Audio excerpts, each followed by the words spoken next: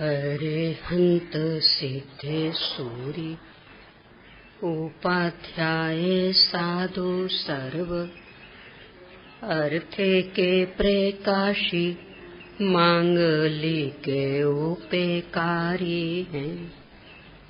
तीने को स्वरूपे जाने रागे ते भई है भक्ति ताते काये को न माए स्तुति उचारी है। धन्य धन्य तुम ही से काजे सबे आजे भये करे जोरी बारंबार वंदे न हमारी है। मंगले कल्याण सुख ऐसो हमें चाहतु है। हो मेरी ऐसी दशा जैसी तुम्हें धारी है। हो मेरी ऐसी दशा जैसी तुम्हें धारी है। ओम ह्रीं श्री अरहंत सिद्ध आचार्य उपाध्याय साधु पंच परमेष्ठिभ्यो नमो नमः। कर्म सिद्धांत का एक अद्भुत प्रकरण है। उसके माध्यम से अपनी शाश्वत सत्ता का जितनी स्पष्टता से होता है, यदि गंभीरता पूर्वक विचार नहीं किया जाए तो शायद द्रव्यानुयोग से भी नहीं हो पाता। इतना ही नहीं, पर पदार्थों की ओर का आकर्षण, चाहे वो द्रव्यों का हो, चाहे क्षेत्र का, चाहे काल का, चाहे आसमान जाति द्रव्य पर्यायों का, और चाहे शुभाशुभ भावों का, इन सब की ओर का आकर्षण पंच परावर्तन के प्रकरण को समझने से नष्ट हो जाता। क्योंकि जब उसे समझते हैं तो लगता है कि क्या ऐसा शेष रहा कि जो अनंत अनंत बार नहीं पाया। द्रव्य तो उतने के उतने हैं, क्षेत्र भी उतना ही, काल भी उतना ही, तो उनमें ही तो घूम रहे हैं ना, लौट फिर करके रूपांतरण हो करके आ रहे हैं सामने, पर हैं तो सब वही के वही। तो कौन सा ऐसा पदार्थ कि जो बच गया, जिसके संदर्भ में सोचा जाए कि अब इसे भोग लूं, अभी तक इसे नहीं भोगा। कौन सा ऐसा क्षेत्र कि जो घूमने से बच गया और जिसके संदर्भ में सोचा जाए कि बस ये और देखा है, फिर कहीं नहीं जाएंगे। कौन सा ऐसा काल है और कौन सा ऐसा भाव। तो इसको समझने से सभी प्रकार की परोन्मुखी वृत्ति नष्ट होती। इस बिंदु पर चर्चा के बाद में कल दूसरा बिंदु जो प्रारंभ किया था अपन ने, वो ये कि द्रव्यानुयोग का मुख्य विषय कि एक द्रव्य दूसरे द्रव्य का कर्ता धर्ता नहीं है, यानी निमित्त उपादान में कुछ कार्य नहीं करता। द्रव्यानुयोग तो मात्र सिद्धांत की प्रूपणा करता है, करणानुयोग प्रायोगिक प्रक्रिया बताता है। इस पर ही अपन ने कल चर्चा समाप्त की थी कि एक समय का एक परिणाम, जीव का परिणाम तो एक है, कोई सा भी हो, मिथ्यात्व रूप कोई सा भी हो, उससे कर्मों में जो विविधता हो रही, प्रकृतियां अलग अलग बन रही, स्थिति बंद अलग अलग हो रहा है, प्रदेश बंद यानी उनमें परमाणु की संख्या भी अलग अलग है, अनुभाग बंद यानी फल देने की क्षमता भी अलग अलग है, परिणाम एक ही। तो एक ही परिणाम का निमित्त पाकर कर्मों में इतने विविध कार्य हो रहे, तो यदि निमित्त उपादान में कुछ करने वाला होता तो वहां विविधता क्यों? यहां तक कल अपन बात कर चुके थे। एक कहानी का एक घटना आपने सुनी होगी, वेश्या की। मर गई थी छोटी उम्र में ही, पड़ा था मृत शरीर। 4 व्यक्ति वहां से निकले, एक साधु सज्जन व्यक्ति, एक चोर, एक व्यभिचारी और एक कुत्ता आदि कोई भी हिंसक पशु। वेश्या का शरीर एक ही है। जो साधु सज्जन प्रवृत्ति वाले व्यक्ति,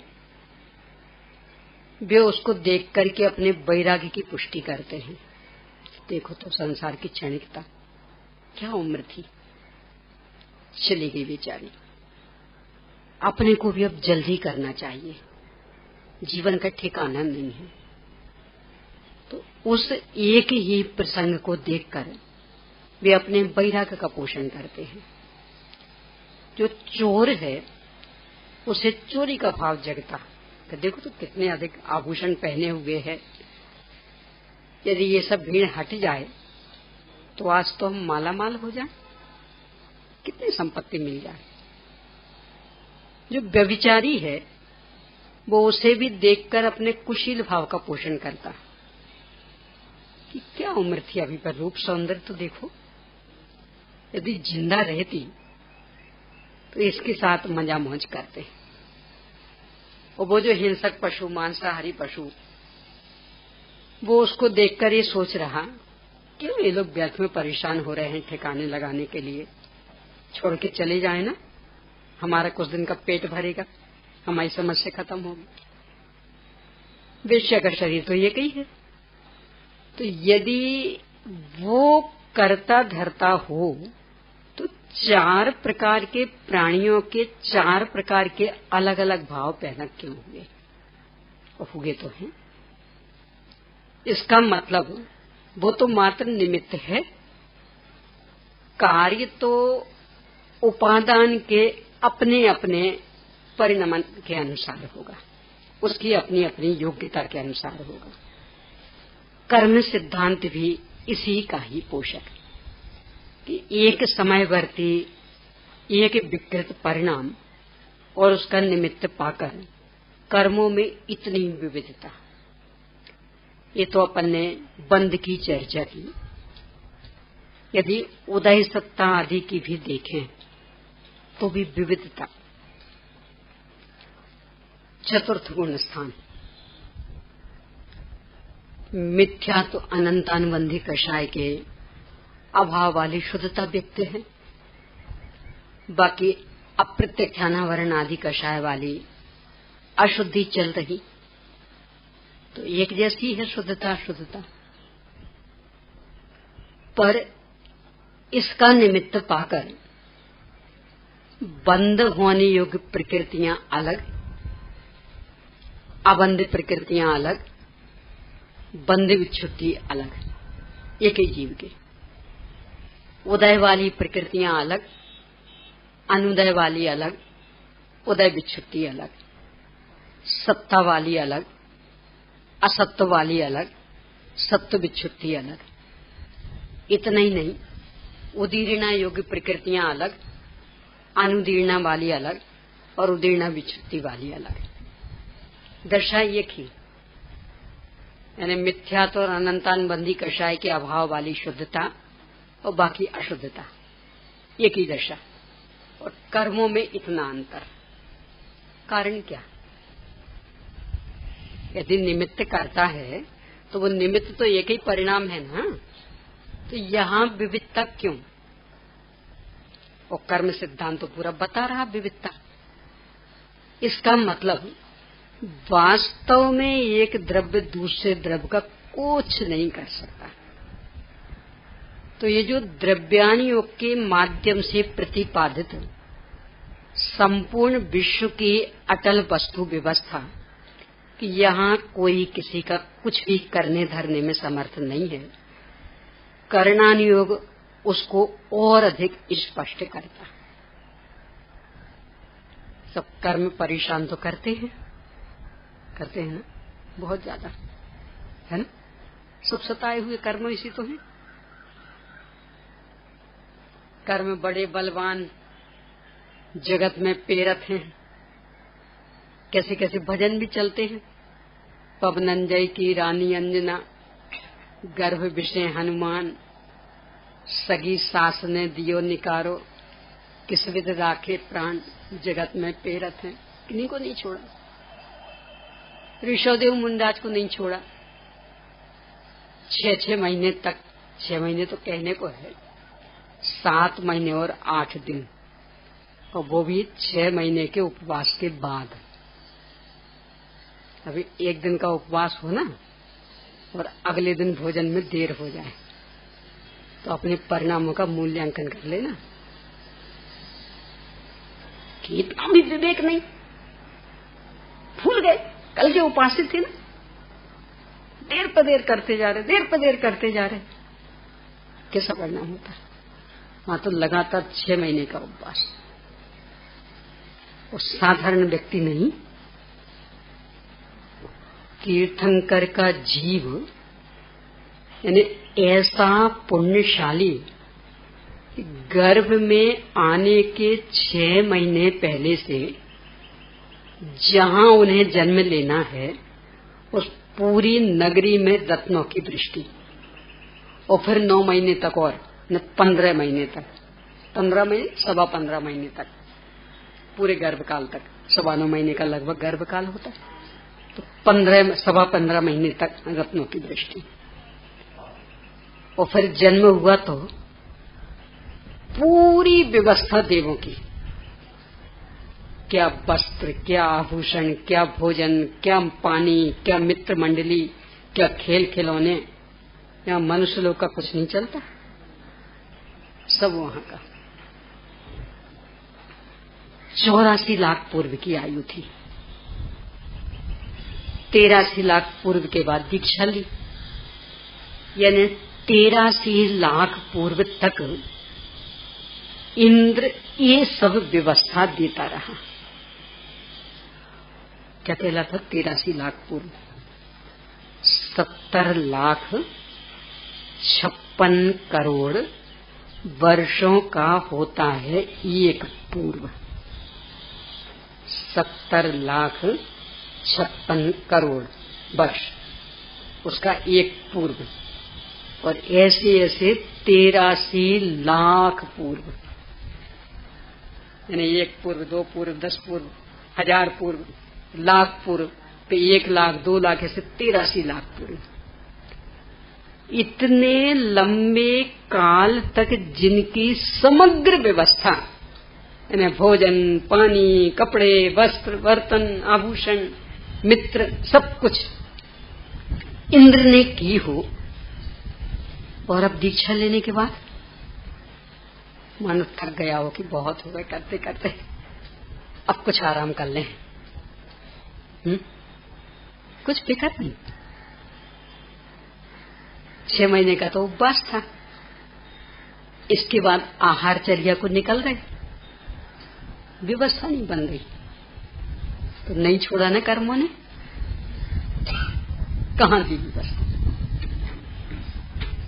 पार्श्वनाथ को कल चर्चा की थी, कुछ ही दिन में तीर्थंकर होने वाले, समोसरण बन जाएगा, पर अभी किया है बेटा तो भोगो। और उपसर्ग, पत्थर बरस रहे हैं, पानी बरस रहा है, नरमुंड दिखा रहे हैं, बिजली चमक रही है, इन्हें कितने कितने भयंकर उपसर्ग। नहीं छोड़ा न कर्मों ने।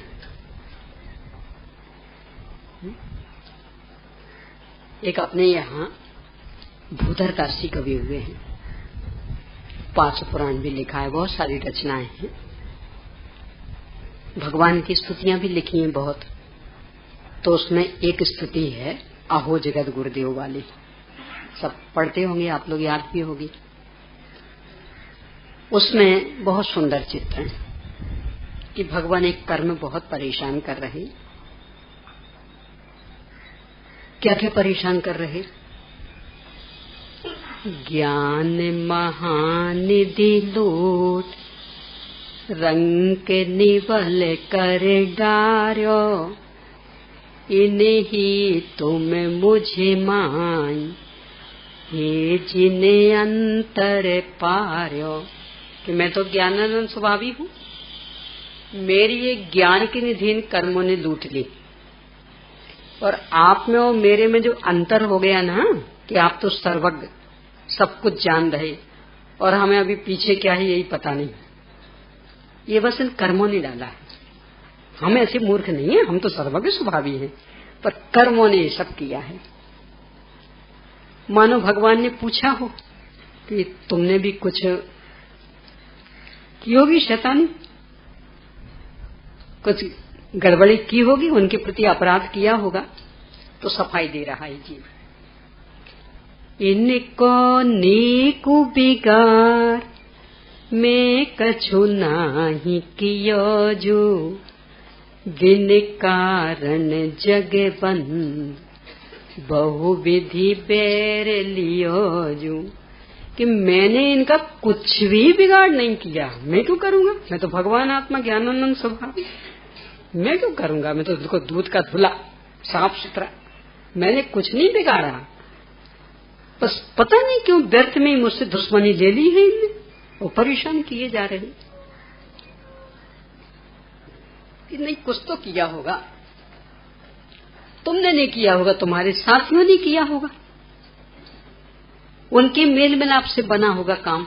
कि ना, मैं तो एक अनाथ, मेरा कोई साथी है ही नहीं, और ये मिल दुष्ट घनेरे, कियो बहुत बेहाल, सुनिए साहिब मेरे।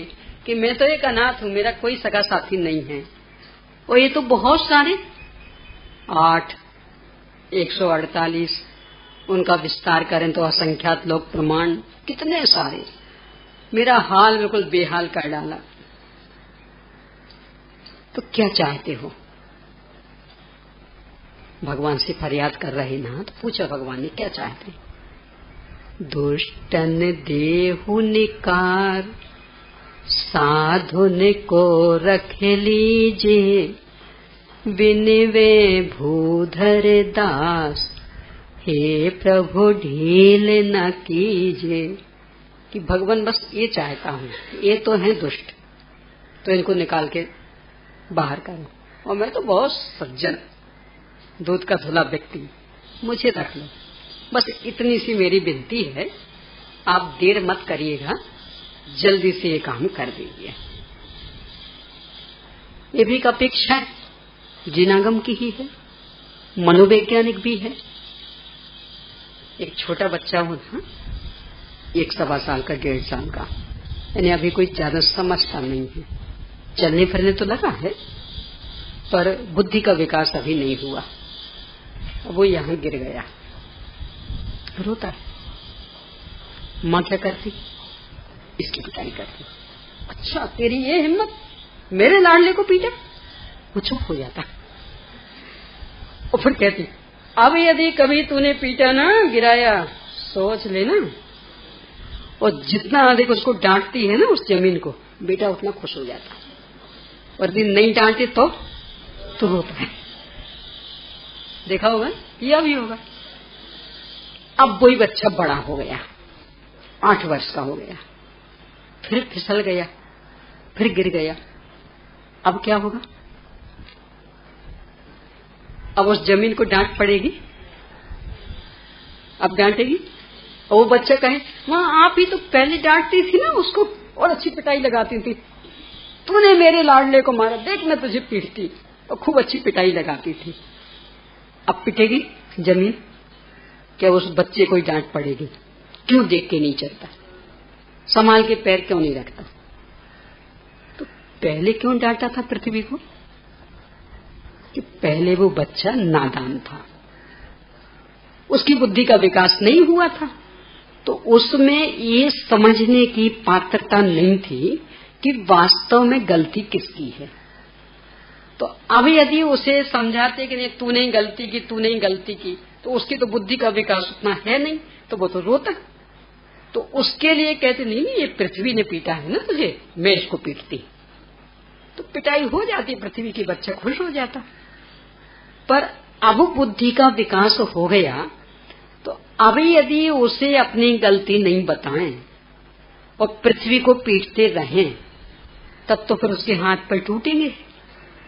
तो अब उपाय क्या है कि अब उसकी गलती बताएं कि वो कोई बुलाती है, उसने कोई फिसलाया है, ये क्यों नहीं फिसली, तो तू ये देख के नहीं चला, असावधानी से चला है इसलिए फिसला, तो सावधान तू हो, पृथ्वी को तो डांटनी पड़ेगी।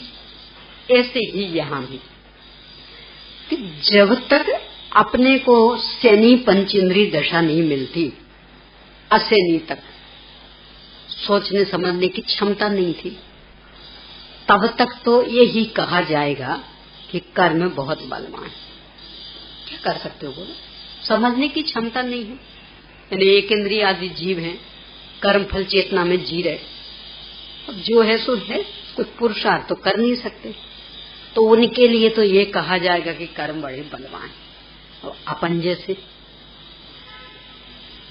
समझदार हैं, सोच समझ करके काम करते हैं, दुनिया भर के भी काम सब यानी पूरी बुद्धि लगा देंगे, सफलता मिले नहीं मिले वो बात की बात, पर जितनी बुद्धि है, यानी एक नींबू भी लेने जाएंगे ना, मात्र 1 रुपए का नींबू खराब निकल जाएगा तो 1 ही रुपए तो बर्बाद होगा ना, तो भी पूरी बुद्धि लगा देंगे, बढ़िया से बढ़िया होना चाहिए।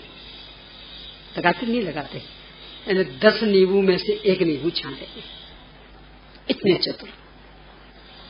तो जब इतने चतुर हैं तो फिर अपने संदर्भ में भी तो चतुराई का प्रयोग करना पड़ेगा ना। तो अब यदि कर्म पर मरते रहे कि सब कर्म परेशान करते, तो अब तो बात नहीं सुनी जाएगी। यानी असैनी पंचेंद्री तक, मतलब जहां तक सोचने समझने की क्षमता नहीं थी, वहां तक तो यही कहा जाएगा भैया तुम्हारे हाथ में कुछ नहीं, अब वो जैसा प्रवाह चल रहा बहते जाओ। मोक्षमा प्रकाशक में उदाहरण है नदी के प्रवाह का, कि जब तीव्र प्रवाह है उस समय तो तैराक भी हाथ पैर हिलाए तो कुछ फायदा नहीं है, तो उस समय तो वो प्रवाह के अनुसार बहता जाए। जब कभी मंद प्रवाह हो, उस समय यदि इस तैराक ने बुद्धि पूर्वक सही दिशा में पुरुषार्थ किया तो तैर के पार हो सकता। असैनी पंचेंद्री तक की दशा मतलब तीव्र प्रवाह, कर्म का तीव्र उदय, और सैनी पंचेंद्री हो जाना यानी कर्म का मंद प्रवाह। अपन मंद प्रवाह में जी रहे हैं, तो अब कर्मों के ऊपर दोष नहीं दिया जा सकता है, अब तो अपने ऊपर ही कि क्यों नहीं सावधानी बरत रहे। तो अपन लोगों जैसे अज्ञानियों ने भगवान से प्रार्थना की थी, भगवान कर्म बहुत परेशान कर रहे, चर्चा किस पर चल रही कि निमित्त कुछ भी करता धरता नहीं है।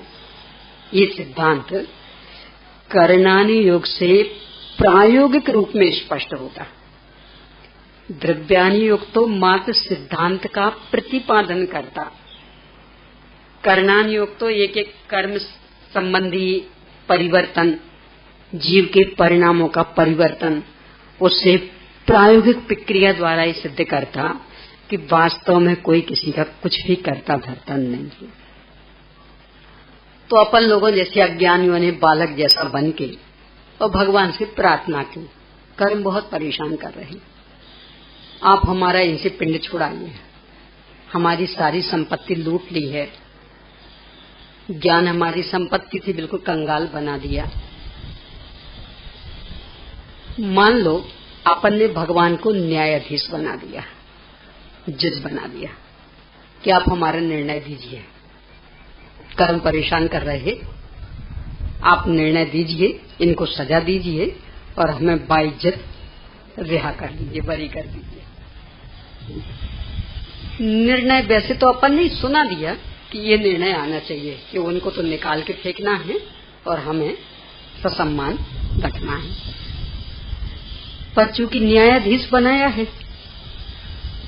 तो न्यायाधीश की हैसियत से भगवान बोले कि भैया ठीक है, तुम्हारा निर्णय हमने सुन लिया, पर न्यायाधीश का एक कर्तव्य है कि दोनों पक्षों की बात से सुनना चाहिए।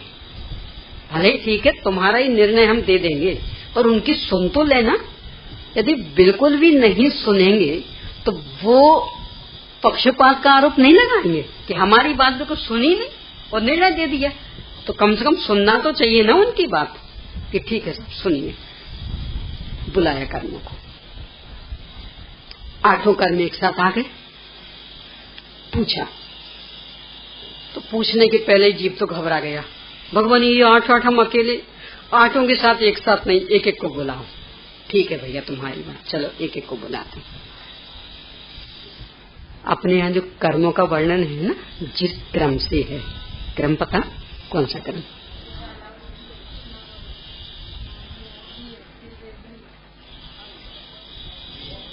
बताओ।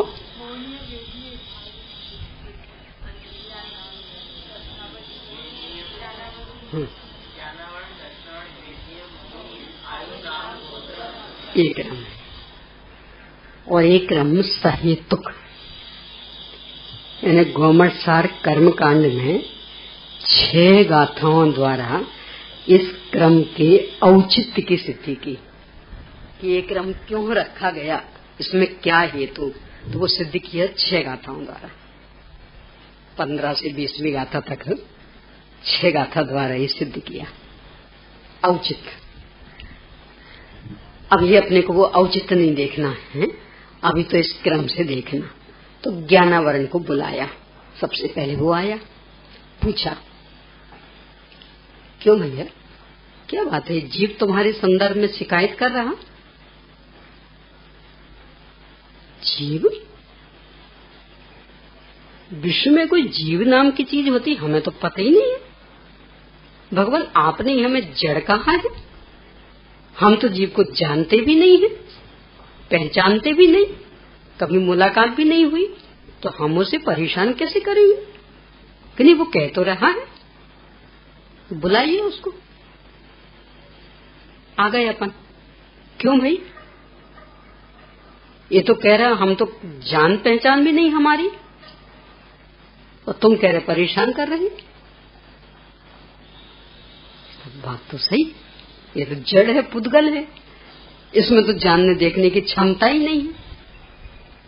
अब थोड़ा सा ज्ञानावरण का पावर बढ़ा, एक बात सही निकल गई ना, यानी अभी तो पूरा दोष मर रहा था, इसने मेरी संपत्ति लूट ली, ये मुझे परेशान कर रहा।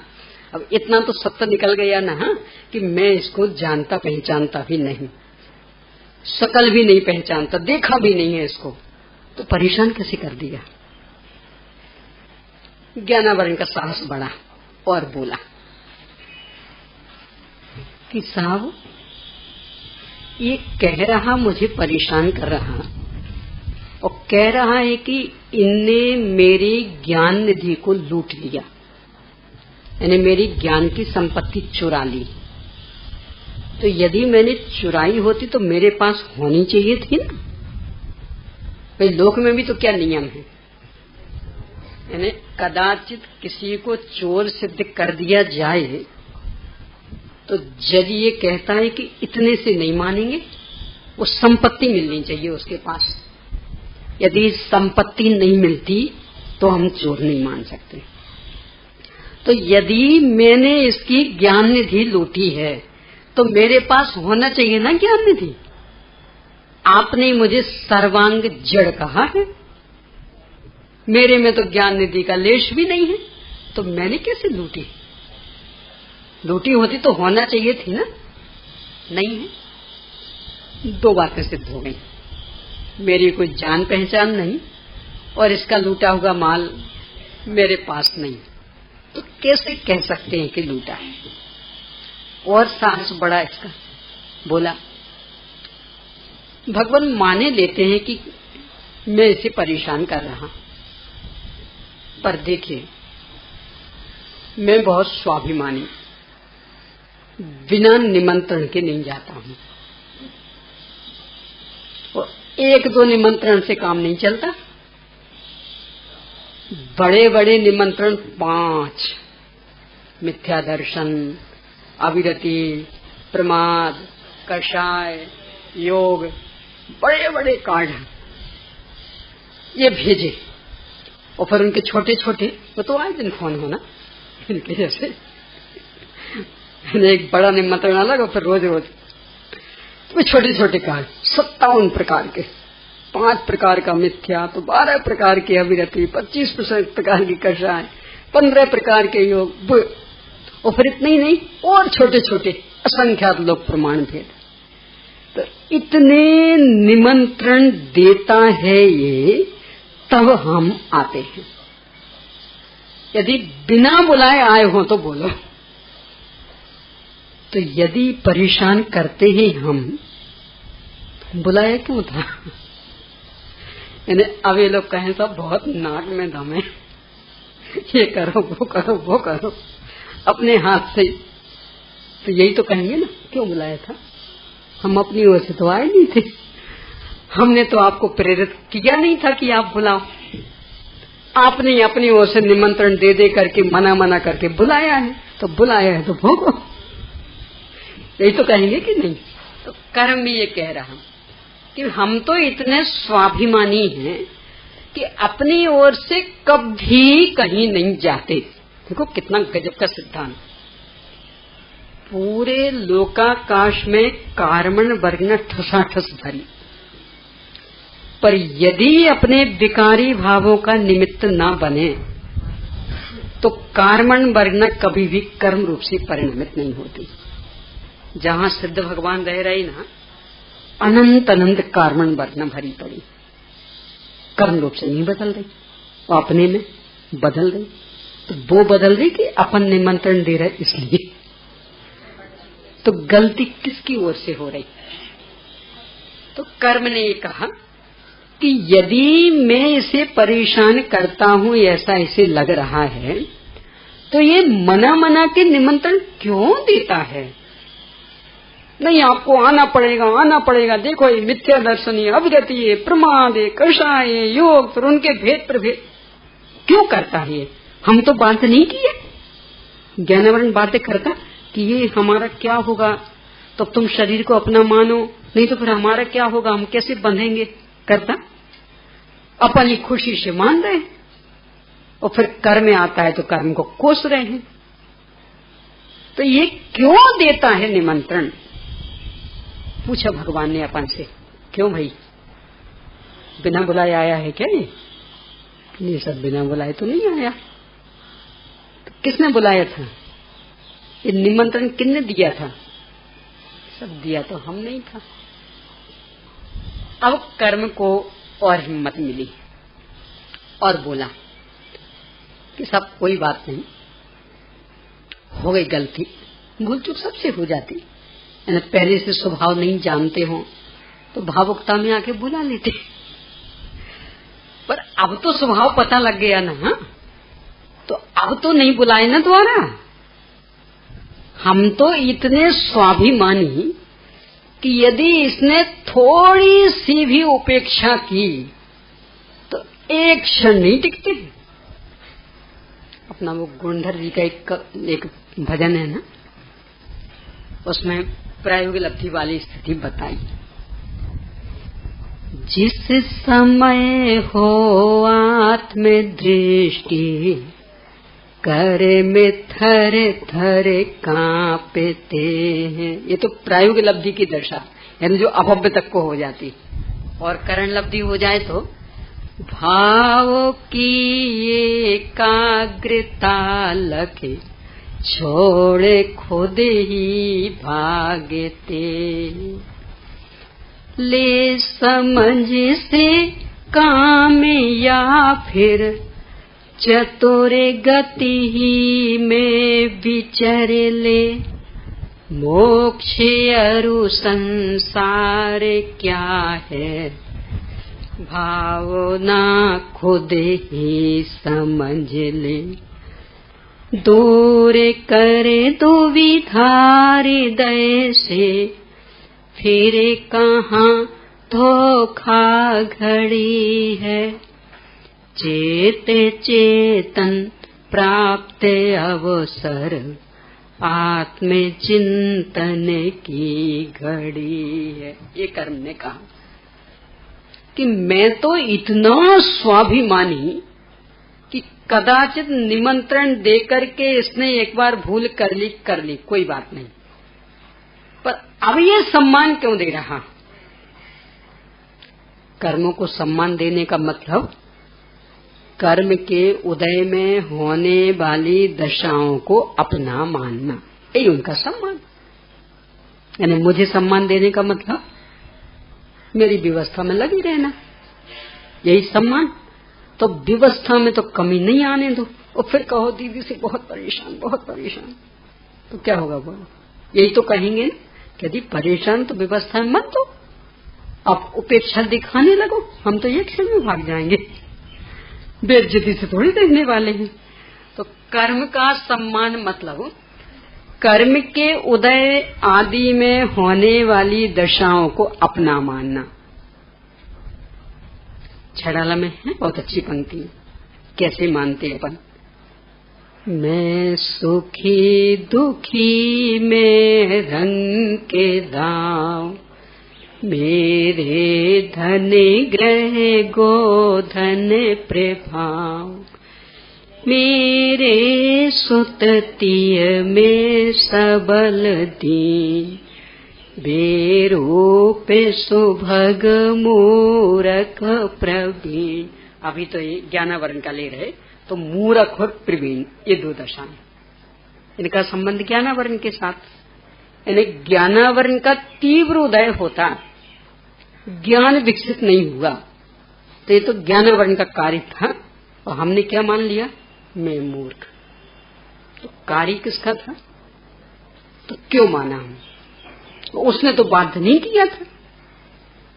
तो ज्ञानावरण के तीव्र उदय के कारण अपने ज्ञान का विकास नहीं हो पाना, इसमें अपने को मूर्ख मान लेना, इसका नाम है ज्ञानावरण का सम्मान किया। अब मान लो ज्ञानावरण का 6 उपशम हो गया, अच्छी बुद्धि हो गई, विकसित हो गई, खूब चीजें याद रहने लगी। हाँ देखो हम कितने प्रवीण, हम कितने चतुर, हम कितने बुद्धिमान। काम किसका था और मान किसका लिया, इसका नाम है ज्ञानावरण को सम्मान दिया। यानी उसके उदय 6 उपशम आदि में जो भी औदयिक भाव, 6 उपशमिक भाव हो रहे, मूर्ख था, औदयिक भाव प्रवीण था, 6 उपशमिक भाव तो था, तो वो कर्मजन्य, पर माना अपन ने अपने को उस रूप, तो उसकी दशा रूप अपने को माना, इसका नाम है ज्ञानावरण को हमने सम्मान दिया। लोक की भी ये मर्यादाएं हैं कि किसी भी मेहमान को सम्मान दोगे तो भागने की कोशिश क्यों करेगा, वो उपेक्षा करो तो भाग जाएगा, और खूब मना के रखो सम्मान दे करके क्यों भागेगा। तो ज्ञानावरण कर्म बोला कि यदि इसे लग रहा वास्तव में कि मैं परेशान कर रहा हूँ, तो कोई बात नहीं, एक बार गलती हो गई मान लेते हम, पर अब तो इसे समझ में आ गया है ना कि मैं इसे परेशान कर रहा, तो अब ये मेरा सम्मान क्यों कर रहा है। मेरे उदय आदि में होने वाली दशाओं रूप अपने को क्यों मानता है, नहीं माने पर मानता तो है। तो जब इतना सम्मान दे करके मुझे दख रहा है, तो मैं क्यों भागूंगा। तो गलती किसकी ओर से हो रही,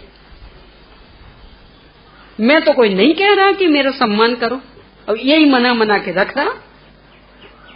मेरे उदय की दशा को ये अपनी मूर्खता मानता है, मेरे 6 उपशम की दशा को अपनी चतुराई मानता है। तो ये सम्मान दे रहा तो मैं रह रहा हूँ। तो यदि इसे लग रहा कि मैं परेशान कर रहा हूँ, तो उपाय किसकी ओर से होना चाहिए कि ये मेरा सम्मान नहीं करे, उस रूप अपने को नहीं माने। फिर यदि हम रुकें तो फिर हमसे कहना कि अब तुम क्यों रोके। अपने यहाँ 22 परिचय आते ना, और मुनि महाराज भी अपने स्वभाव की साधना के बल पर उन्हें जीतते। उनमें ज्ञान संबंधित 2 परिचय, अज्ञान और प्रज्ञा। ज्ञान संबंधित 2 परिचय, अज्ञान और प्रज्ञा, यानी हमारा ज्यादा विकसित नहीं है ज्ञान, कुछ याद ही नहीं रहता। मान लो शिवभूति मुंडाज जैसे हो, मारुस मातुस भी याद नहीं रहा। परिचय शब्द का अर्थ क्या होता है अपनी बोलचाल की भाषा में? आफत, संकट, समस्या, विपत्ति, ये है ना परिचय। तो यदि हमारा ज्ञान विकसित नहीं है, हमें ज्यादा याद नहीं रहता, तो ये भी एक आफत है। और इतना ही नहीं, प्रज्ञा भी परिचय। प्रज्ञा का मतलब ज्ञान का ज्यादा विकास, खूब याद रहता है। उस समय ज्ञान खूब विकसित है, बहुत सारी चीजें समझ में आती हैं, याद बनी रहती। वहां लिख रहे ये भी आफत है। क्या कह रहे? ज्ञान का ज्यादा विकास हो जाना ये भी आफत है। आफत है। अभी देख लो ना, भोग रहे ना अपन आफत। अब वो दुविधा में, अब ये चुनना कि ये चुनना, प्रभावना का मार्ग चुनना है कि अहिंसा का मार्ग चुनना है। दोनों तो एक साथ संभव नहीं, या तो अहिंसा पलेगी या प्रभावना होगी। तो समझौता कर लो कि सब अहिंसा को थोड़ा सा गौण कर दो।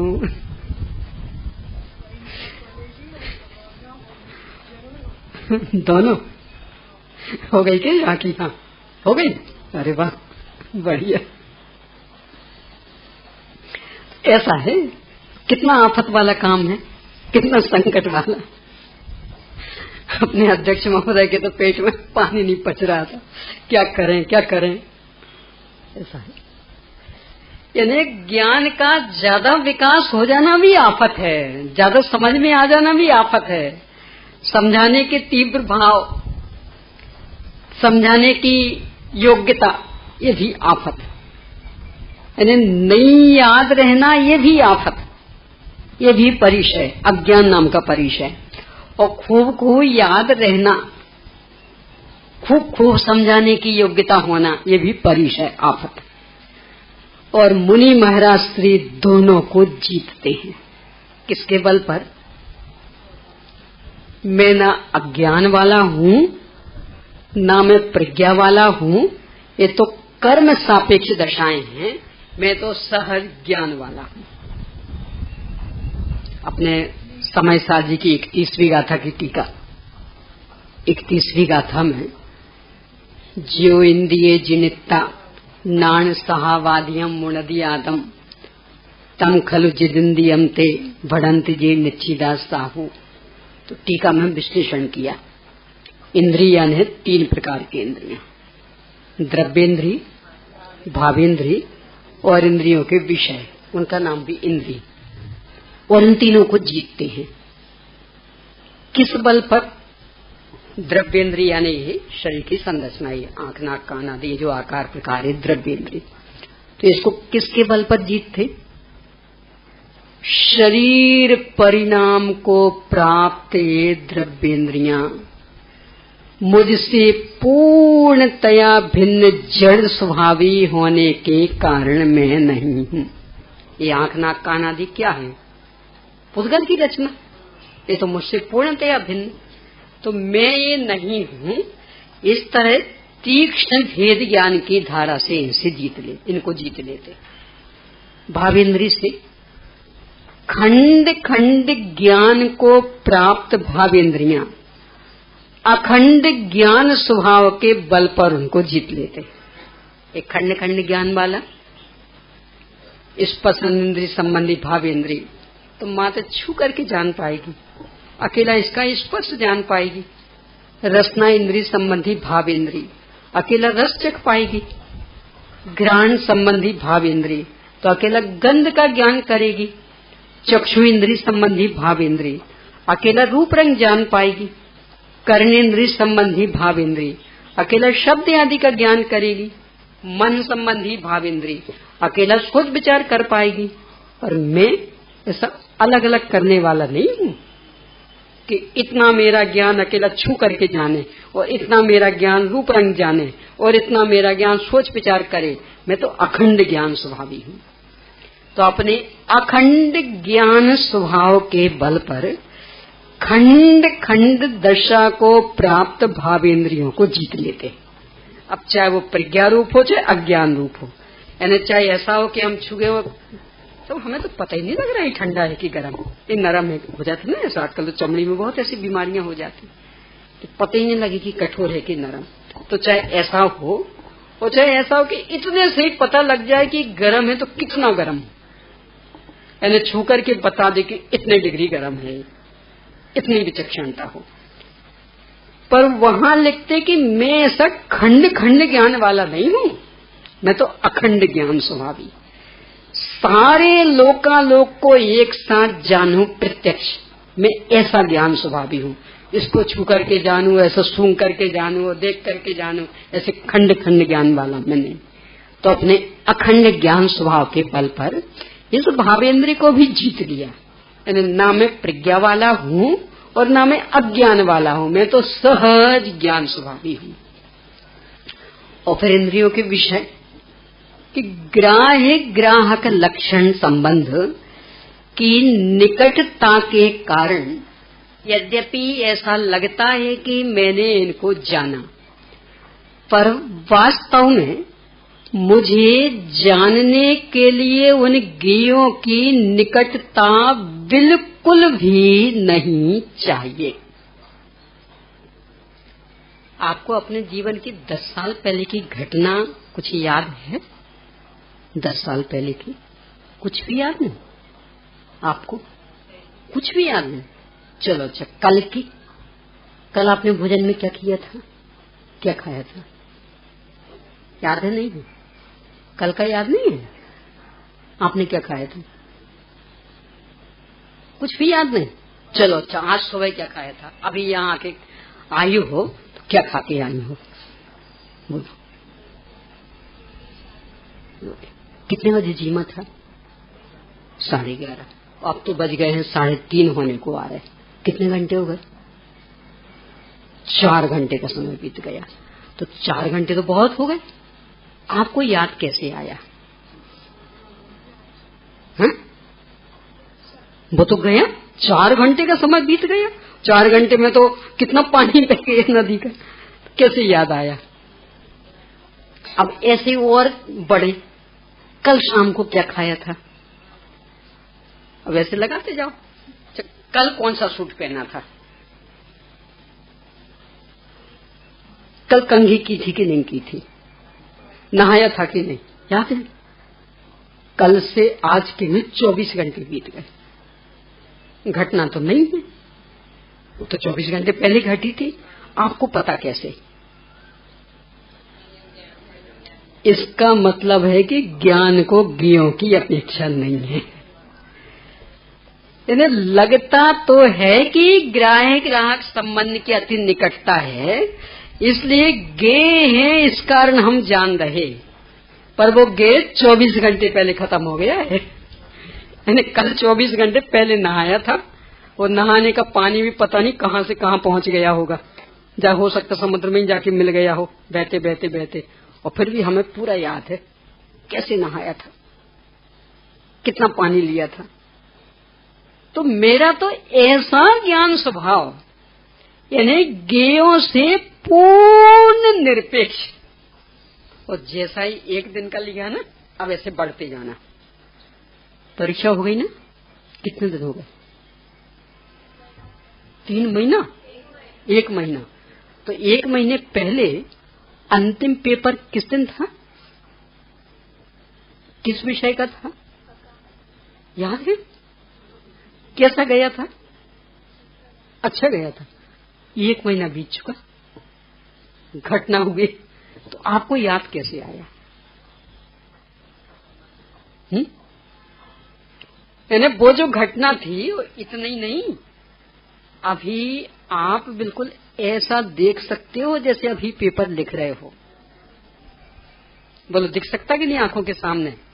ये बिल्कुल ऐसे लिख रहे हो, ये इंस्पेक्टर ऐसा राउंड लगा रहा और उसने ऐसा टोका था और फिर ऐसा किया था और हमने ऐसा जवाब दिया था। यानी 1 महीने पहले की घटना और बिल्कुल इस रूप में याद आ सकती जैसे बिल्कुल अभी हो रहा हो। यानी बराबर हमें एग्जाम हॉल में बैठे हो, बराबर वो टोका टोकी चल रही। हो सकता नहीं? कैसे हो गया? इसका मतलब कि ज्ञान को ज्ञेयों की रंच मात्र आवश्यकता नहीं। यानी ज्ञान इतना सामर्थ्यशाली कि घटना कितने पहले घट गई हो तो भी बिल्कुल ऐसे देख ले कि जैसे अभी घट रही हो। अरे इतना ही नहीं, वो तो कम से कम घटी तो थी ना 1 महीने पहले सही। कितने ही तो ऐसे कि दुनिया में वैसा गे भी ना हो, गे मतलब वो जानने योग्य पदार्थ, तो वो भी ना हो और फिर भी ज्ञान जान लेगा। जो कार्टून बनाते हैं ना, देखोगे ना कार्टून, ऐसा कोई मनुष्य होता है? नाक गलियों और गालियों कान ऐसे उंगलियां पता नहीं कैसी कैसी, कोई मनुष्य होता है? तो कैसे बनाया उन्हें?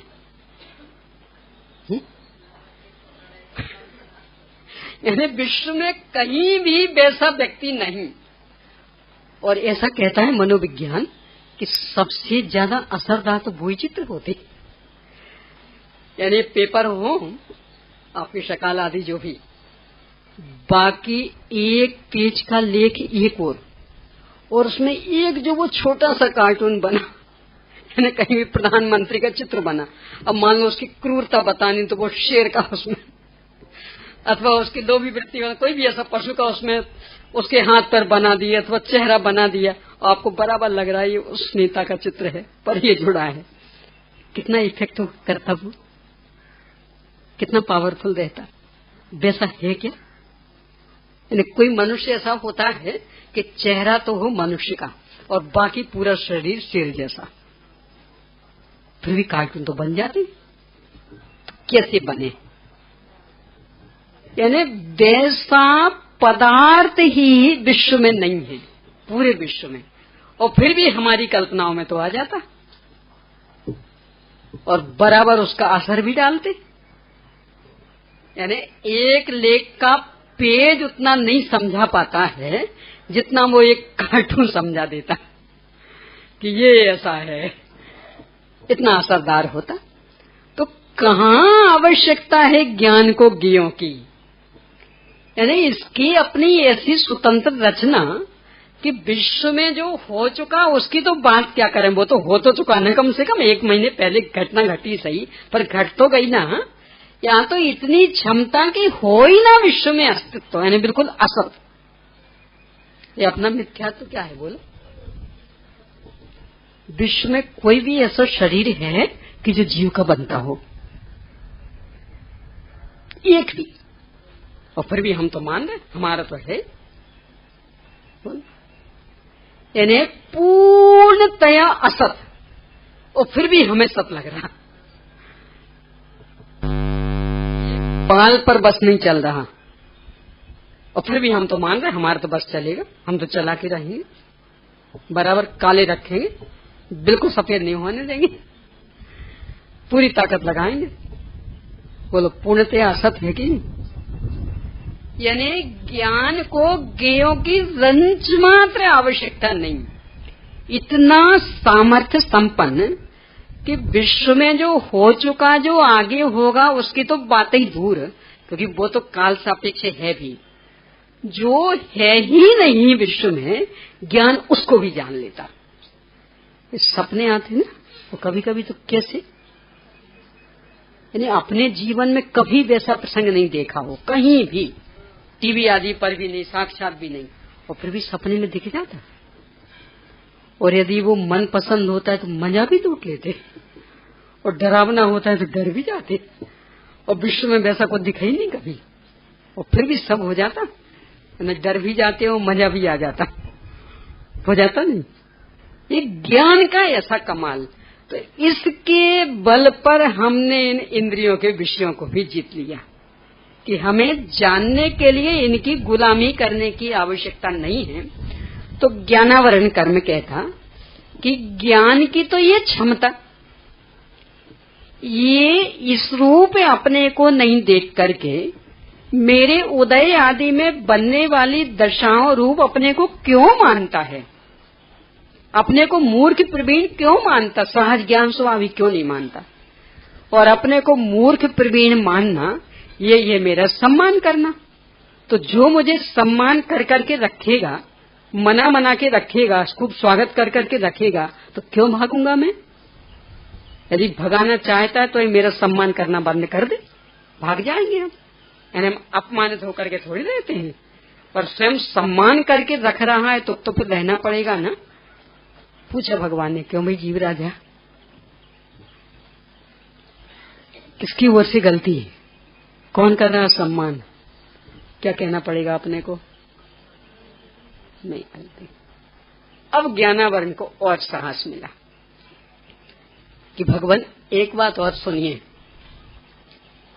ये जो कह रहा है ना कि मैंने इसकी ज्ञान निधि लूट ली है, ये तो हम पहले ही कह चुके कि यदि लूट ली होती तो हमारे पास होनी चाहिए थी, पर हमारे पास तो बिल्कुल नहीं, हम तो पूर्णतः जड़।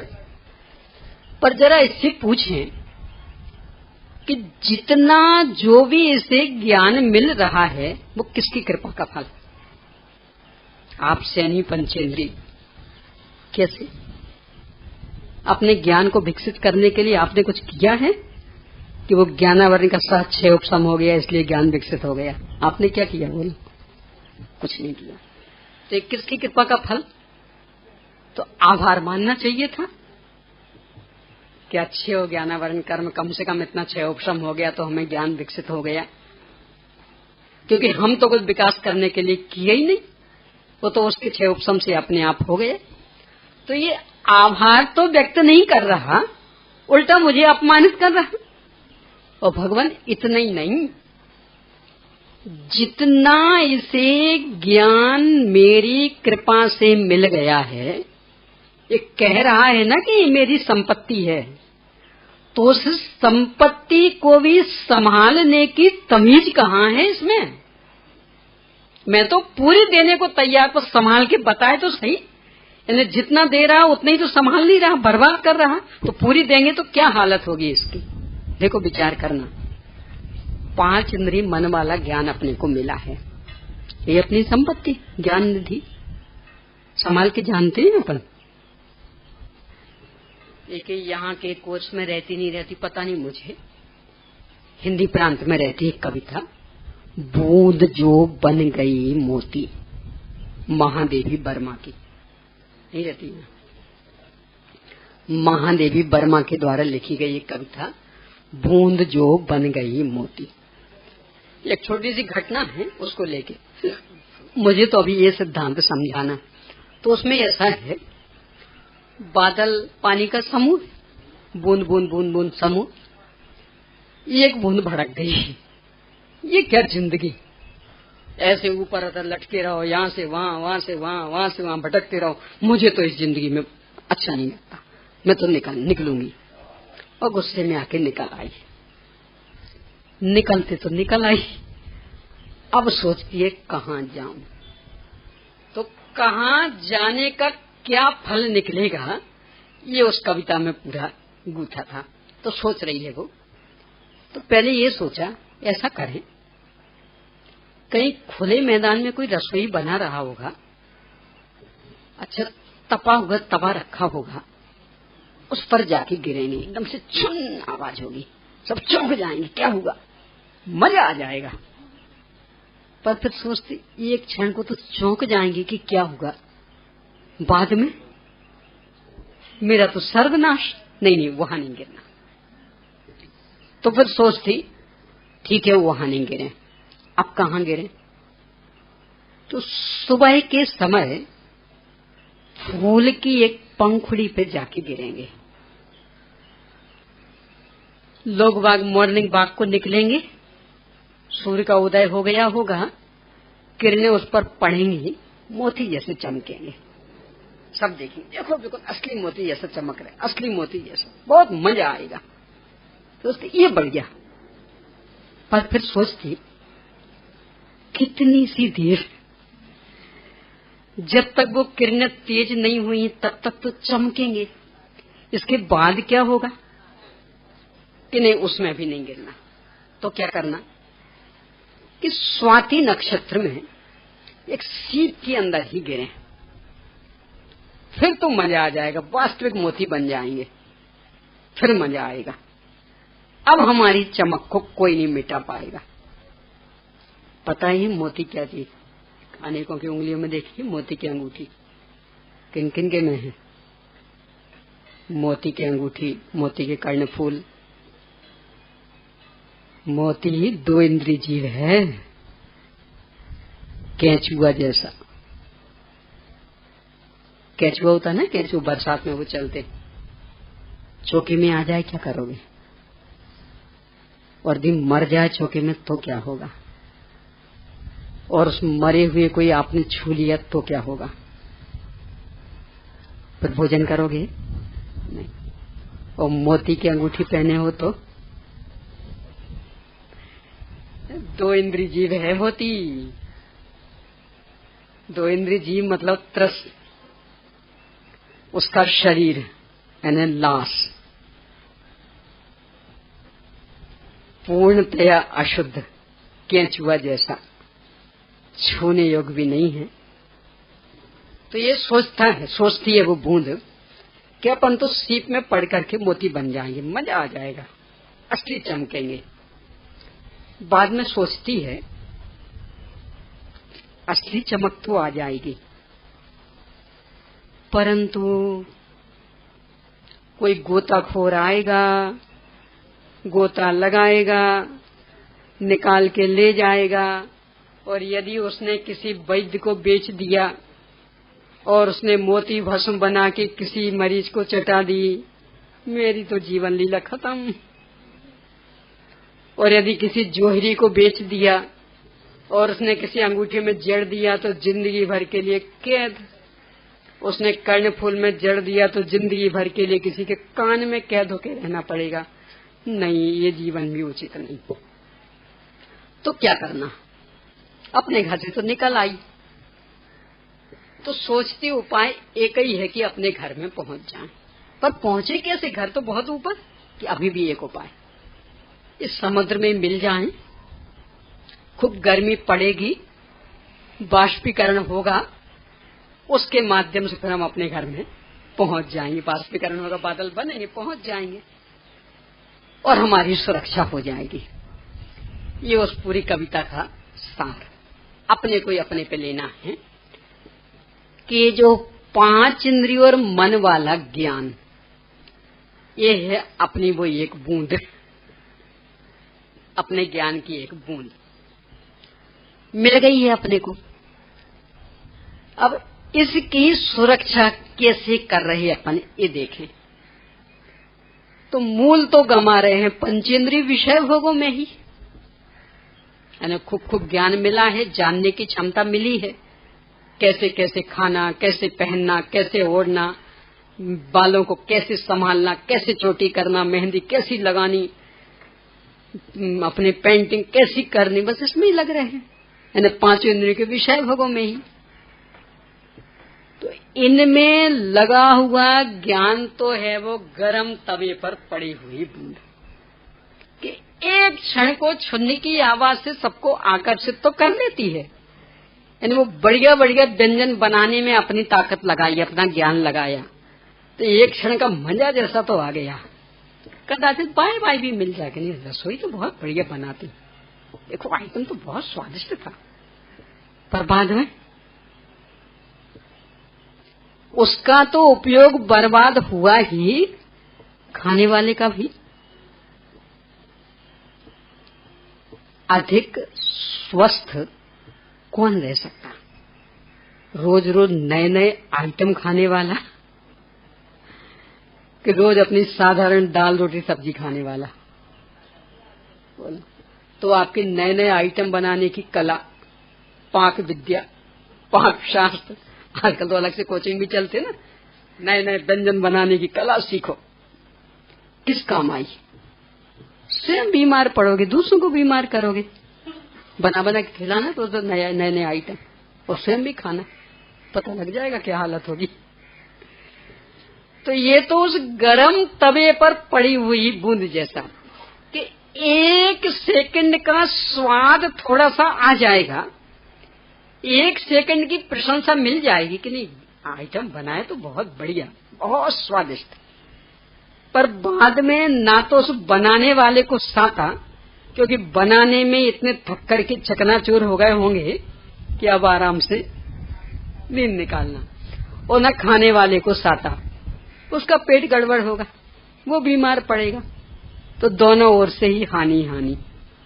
तो इसमें लगी हुई बुद्धि तो बर्बाद, गरम तवे पर पड़ी हुई बूंद के समान, बेकार जाने वाली।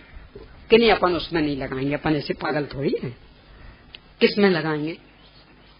अपन तो किसी भी क्षेत्र में स्पेशलाइजेशन व्यक्त करेंगे, कुछ अपना कैरियर बनाएंगे। किसमें? अरे आजकल तो बहुत लाइन है, कंप्यूटर स्पेशलिस्ट, हार्ट स्पेशलिस्ट, और भी जो भी जिसको लगती हो अच्छी, बड़ी सीए बनेंगे, इंजीनियर बनेंगे, चमकेंगे। कब तक? 28, 29, 30 साल तक तो बने ही नहीं पाओगे। कोई भी स्पेशलाइजेशन के लिए उम्र लगती ना, हार्ट स्पेशलिस्ट डॉक्टर बनना हो, लगभग कितनी उम्र बीत जाएगी? यानी एमबीबीएस बनने के लिए 20-22 वर्ष लग गए। अब इसके बाद फिर स्पेशलिस्ट बनेगा तो फिर 3-4 साल का कोर्स, और फिर इसके बाद प्रैक्टिकल, यानी लगभग 27-28 साल का हो जाएगा, और तब तो वो डिग्री हाथ में आई।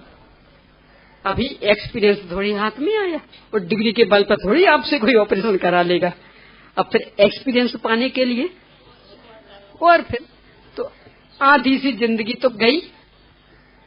अब इसके बाद काम करोगे, कितने वर्ष तक कर पाओगे ऑपरेशन? 60 साल, 65 साल। कोई 80 साल के हार्ट स्पेशलिस्ट डॉक्टर से अपने हार्ट का ऑपरेशन कराने को सोचेगा? नहीं, हार्ट स्पेशलिस्ट है, एक भी केस फेल नहीं हुआ उसका, बहुत ऑपरेशन किए, बहुत एक्सपीरियंस है, पर 80 साल का हो गया आज। बोलो, तो कितने साल तक विद्या काम आनी? यानी 30 साल से जैसे तैसे शुरू हो पाई, वो लगभग 30-40 साल। इसके बाद कि जीवित भी रहे तो भी अब कोई पूछने वाला नहीं, ये तो अभी वृद्ध हो गए, साठी बुद्धि नाटी, अब क्या ठिकाना, हाथ कपने लगे हैं, पता नहीं कहां से कहां क्या काट देंगे, तो अब करवाएगा कोई? नहीं। तो कितने से दिन चमकोगे? मुश्किल से 30-40 साल, और वो भी पुण्य का उदय होगा तो, नहीं तो अच्छे अच्छे स्पेशलिस्ट डॉक्टर भी घूमते रहते। नहीं, योग्यता के बल पर चलती है फिर डिस्पेंसरी। बोलो, ये पुण्य का उदय चाहिए। यानी अच्छे अच्छे योग गोल्ड मेडलिस्ट डॉक्टर और बैठे रहते अपने क्लिनिक में, ऐसे ही कोई मरीज नहीं आ रहा, और एक सामान्य से, और उनके यहाँ भीड़ लगी रहती, क्योंकि ये तो पुण्य पाप का खेल है, इसमें योग्यता तो कुछ मायने नहीं रखती। पर कदाचित चमके भी तो कितने वर्ष तक? मुश्किल से 30-40 वर्ष। तो इसमें लगा हुआ अपना ज्ञान, यानी कि फूल की पंखुड़ी पर पड़ी हुई बूंद, ये कुछ तो चमकी। मॉर्निंग वॉक वालों ने खूब मजा भी लूटा, पर बाद में परिणाम सूर्य की किरणों से सूख गई कि नहीं, हम इसमें भी नहीं लगाएंगे। किसमें लगाएंगे? अपन तो इसमें लगाएंगे। आचार्य कुंदकुंद स्वामी ने भी इसमें लगाया, तो इसका विचार कर लें। चमकेंगे। कब तक चमकेंगे? पंचम काल के अंत तक। इसके बाद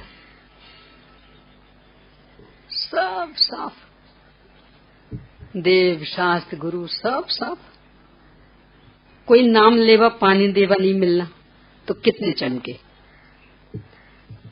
तो ये हुआ वो सीप में पड़ी हुई बूंद जैसी कि मोती बन गई तो चमकी तो सही, पर किसी वैद्य ने आकर के और मोती की भस्म बना दी, खत्म। अथवा अंगूठी में जड़ दी, कैद होके रहना पड़ा। तो इनमें लगा हुआ ज्ञान यद्यपि लौकिक विद्या की अपेक्षा कुछ अधिक चमक देगा, पर हमेशा को जीवन सुरक्षित नहीं कर पाएगा। पंचम काल के अंत होते होते ये सब भी साफ। और उन्हीं आचार्य कुंद स्वामी ने कुछ ज्ञान आत्मा में भी लगाया था, कुछ ज्ञान इसमें भी लगा था और कुछ आत्मा में भी लगा था। उसका परिणाम कि उस समय भी अतीन्द्रिय आनंद, और अभी भी जितना आत्मा में लग रहा, पंचम काल के अंत में ये सब साफ हो जाएगा। पर उनका जो वो ज्ञान आत्मा में लग रहा, जहां भी है अभी स्वर्ग में, तो लग रहा उसके बल पर निरंतर अतीन्द्रिय आनंद। और लगते लगते जहां मनुष्य होकर के पूर्ण लगाएंगे अव्यवहार सुख, यानी वो ज्ञान अक्षय हो जाएगा, उसे मिटाने की क्षमता विश्व में नहीं। क्यों? क्योंकि वो ज्ञान सागर में जाके मिल गया। यानी ज्ञान स्वामी जो भगवान आत्मा, ये प्रगट ज्ञान उसमें मिल गया। तो बूंद सागर में समा गई। अब बूंद को सुखाने की ताकत किसकी है? अब तो वो नियम से अक्षय बनेगी। तो ये अपना 5 इंद्रिय मन वाला ज्ञान यदि ज्ञान स्वभावी आत्मा में जुड़ गया, तो अब इसे नष्ट करने की ताकत किसी की नहीं। ज्ञानावरण कर्म कहता कि इस ज्ञान को सुरक्षित रखने का तो ये उपाय था। ये कभी इस उपाय को अपनाने का सोचता भी है? यानी मुझे अपने प्रगट ज्ञान को अपने ज्ञान स्वभाव में जोड़ना है, ये भी कोई एक काम है और मुझे मरने के पहले पहले एक करना है, ऐसा संकल्प भी है? अभी तो स्पेशलिस्ट बनने के सपने देख रहे हैं, कोई किसी क्षेत्र का, कोई किसी क्षेत्र का। तो इसे अपने प्राप्त ज्ञान को संभालने की अक्ल है कहाँ? तो मैं यदि इसे पूरा ज्ञान दे दूं तो क्या होगा इसका? जितना मिला वही तो संभाल नहीं रहा इसका, उसको ही तो बर्बाद कर रहा। तो भगवान मैं तो इसलिए पूरा नहीं दे रहा हूँ। और जब ही इसमें संभालने की तमीज आ जाती है तो मैं तो कोई कंजूसी नहीं करता हूँ। इसमें संभालने की ताकत आती है तो मैं तो खुलेआम इसको दे करके भाग जाता हूँ। 13वें गुणस्थान में क्या होता है? अपने आप छे और केवल ज्ञान प्रकट। अरे 6वें 7वें गुणस्थान में मना परे ज्ञान हो जाए, सर्ववादी ज्ञान, परमावधि ज्ञान, उसे पाने के लिए अलग से क्या किया? फिर कैसे प्रकट हो गए कि उस ज्ञानावरण कर्म को ये लगने लगा, अचेतन को लगने लगा कि हाँ अब ये संभालने की योग्यता वाला हो गया है, अब ये इतना लापरवाह नहीं है, तो व्यक्त हो जाता ज्ञान। तो ज्ञानावरण कर्म ने कहा भगवान मेरी ओर से कहाँ गलती हो रही? यदि ये अपनी प्रगट ज्ञान निधि को संभालता है तो मैं तो इसे पूरी की पूरी सौंपने को तैयार हूँ। मैं तो निर्भर हो जाऊंगा। यानी किसी दूसरे की संपत्ति हमारे पास रखी हो और जिनने रखी वो कह गए हो कि भैया अभी ये थोड़े से असमझ हैं, लापरवाह हैं, तो अभी मत सौंपना, और जब ये अच्छे समझदार हो जाए तो सौंप देना। तो हम ईमानदार हैं तो हम तो ये सोचेंगे भी कब समझदार होते, कब समझदार होते, हमारा भार उतरे, कि ये सोचेंगे कि समझदार ना हो। वो तो ईमानदार व्यक्ति क्या सोचेगा कि जल्दी से समझदार हो जाएं और हम निर्भर हों अपनी सौंप करके इनको, क्योंकि हमारे ऊपर तो जिम्मेदारी और भार और बना। तो ज्ञानावरण कहता भगवान ये समझदार नहीं है, प्राप्त ज्ञान की भी सुरक्षा नहीं कर पा रहा, इसलिए इसको ज्ञान प्रकट नहीं हो रहा। यदि ये प्राप्त ज्ञान की सुरक्षा करने की कला सीख ले, यानी प्राप्त ज्ञान को जिसमें से ज्ञान व्यक्त हो रहा उसमें जोड़ने की कला सीख ले, तो इसकी तो सर्वज्ञता प्रकट हो जाएगी। हम क्यों इसके ज्ञान को छीनेंगे? पूछा भगवान ने, क्यों भाई जीवराज? कहलाते तो राजा हो। कुछ राजा जैसी न्याय नीति है कि नहीं? वो लोग क्या जवाब देना पड़ेगा? किसकी गलती? तो ज्ञानावरण को क्या करना? इतना ही नहीं, ज्ञानावरण बोला भगवान ये तो कुछ मेरा क्षयोपशम चल रहा है, इसलिए इसकी बुद्धि इतनी विकसित हो गई है, ये आप तक आ गया, अन्यथा तो आपकी सुध भी नहीं लेता। ये पता नहीं कहाँ कहाँ भटकता सुखी होने के लिए। कहता तो है कि हमें सुखी होना, और भटकता वहां की जहाँ सुख की गंदगी नहीं, वहां भटकता। किस लिए? सुखी होने के लिए। जो सुखी हो चुके वहां तक तो आता ही नहीं। ये तो मेरा कुछ कमाल ही है कि ज्ञान इतना विकसित तो आपकी शरण तक आ गया। ये तो इसके लिए इसे मेरा आभारी होना चाहिए था कि मेरे ऊपर आरोप लगाना चाहिए था। बोलो,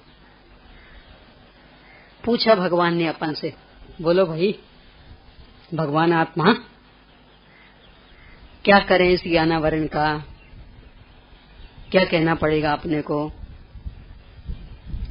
भगवान हमारी ही गलती, तो इस ज्ञानावरण का क्या करें? बाइज्जत रिहाई क्या करना पड़ेगा? बोलो, तो किसकी ओर से गलती हो रही? एक कौन समझाएगा? एक कर्णान योग बता रहा, यानी किन परिणामों से कर्म बनता है, कैसे कैसे उनमें उदय क्षयोपशम आदि होता है, उनका निमित्त पाकर अपना कैसा कैसा भाव होता, ये सब कर्णान योग बताता। तो व्यर्थ में जो दूसरों के ऊपर दोष मढ़ने की अपनी कुटेव, खोटी आदत, वो छूटती है और वास्तव में गलती कहाँ हो रही, कौन कर रहा, इसका विवेक जगता और वास्तविक गलती को पहचाने, तब तो गलती नष्ट करने का पुरुषार्थ कर सकते।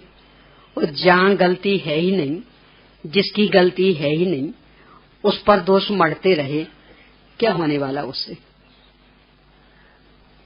मलेरिया बुखार हो गया, कैसे होता? एनाफ्लिन मच्छर के काटने से। पक्का? ठीक, हो गया। अब डॉक्टर ने कहा है कुनेन खानी है। क्यों हुआ बुखार? एनाफ्लिन मच्छर के काटने से। तो कुनेन किसे खिलाना? मच्छर को। इंजेक्शन किसे लगाना? मच्छर को। किसे मारना डीडी छिड़क छिड़क के? मच्छरों को। बुखार कब ठीक हो जाएगा? यानी महाहिंसा का पाप तो कर सकते हैं डीडी छिड़क छिड़क के, पर बुखार साफ नहीं होगा। क्यों? क्योंकि मच्छर कारण था ही नहीं। उसके काटने की निमित्तता में हुआ ये बात सही है, पर उसमें उसका योगदान बिल्कुल भी नहीं, इसलिए उपचार उस पर बिल्कुल नहीं चलेगा। और यदि करने की सोची तो हिंसा का पाप लगेगा, बुखार नहीं मिटेगा। बोलो कितनी डीडीटी छिड़क बातें पूरे मुंबई में, एक इतनी सी जगह भी शेष नहीं रहने दें, तो सब में छिड़कवा देंगे, तब तो यहाँ का मलेरिया बुखार उतर जाएगा ना।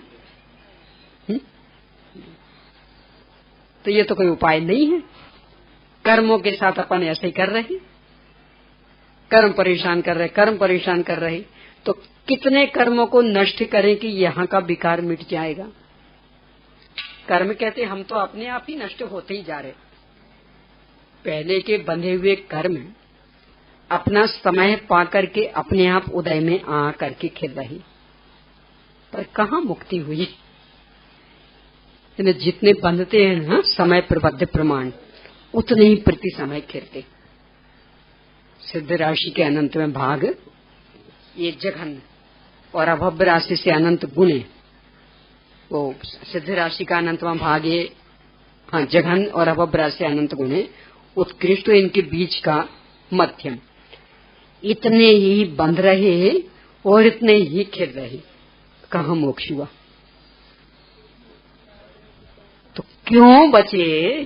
प्रश्न तो ये है ना। यानी कर्म कह रहा हम तो इतनी संख्या में प्रति समय जा रहे, पर हमारे जाने से क्या होगा? यानी वो तो मच्छरों को मारने जैसा हुआ कि बुखार हो गया तो डीडीटी छिड़क के उनको मार दिया, तो उससे थोड़ी मलेरिया मिट जाएगा, क्योंकि उनने थोड़ी कराया था और उनमें हुआ भी नहीं। यहाँ की जो कमजोरी थी, रोग प्रतिरोधक क्षमता का अभाव था, इसके कारण हुआ। तो उपाय यहाँ करे तो मिटे, कि उनको मारने से मिटेगा, ऐसे कर्मों को भगाने से मिटेगा, कि यहाँ का विकार समाप्त करे तो मिटेगा। ज्ञानावरण कर्म ये कह रहा। तो ये अपने को निरंतर ख्याल में रहेगा, तब कहीं ये बात स्पष्ट होगी कि वास्तव में निमित्त किसी का कुछ भी करने में समर्थ नहीं। वास्तविकता तो ये है कि निमित्त किसी का नाम ही नहीं है। ये तो निमित्त अपन बनाते हैं। यानी उपादान में कार्य हो तो अनुकूलता का आरोप जिस पर आएगा वो निमित्त कहलाएगा। अपने आप में कोई निमित्त है? यदि अनुकूल नहीं हो पाए तो इसका मतलब निमित्त पर तो आरोप आना है। पर कब आएगा? जब आप में काम हो तब। यानी आपको विषय समझ में आ जाए तब तो आप हमें निमित्त कहेंगे, और विषय समझ में नहीं आए तो हमारी ओर से क्या होना है? आप समझो तो हम पर निमित्त का आरोप आ जाएगा, और आप नहीं समझे तो क्या हम कितने समझाते रहे तो भी निमित्त नहीं कहलाएंगे। नहीं समझने के निमित्त और हो जाएंगे कि सब इतनी मेहनत करवा ली और समझ में कुछ भी नहीं आया, तो ये आरोप और मिल जाएगा, लग जाएगा। यदि पुरुषार्थ किसे करना पड़ेगा? तो कर्म सिद्धांत कह रहा कि बताइए आप मेरा दोष क्या है, तो कहाँ सुधार करना? इसके बल पर निमित्त कुछ करता धरता नहीं है, ये बात स्पष्ट होती। ये अभी अपन ने ज्ञानावरण के माध्यम से समझी, शेष चर्चा अपन आगे करेंगे। चलिए प्रश्न कीजिए।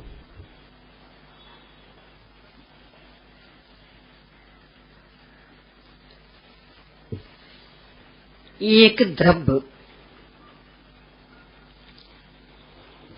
दूसरे द्रव्य का कर्ता धर्ता नहीं है, इसे कर्मों के स्थिति बंध आदि भेदों के माध्यम से स्पष्ट कीजिए।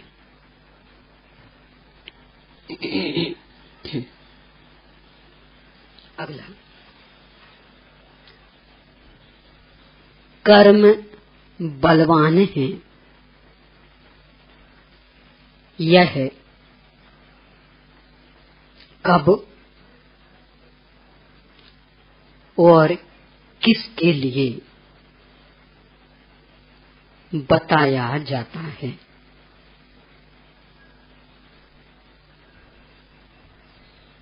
अगला, ज्ञानावरण कर्म ने जीव के विरोध में भगवान से क्या क्या कहा? बस।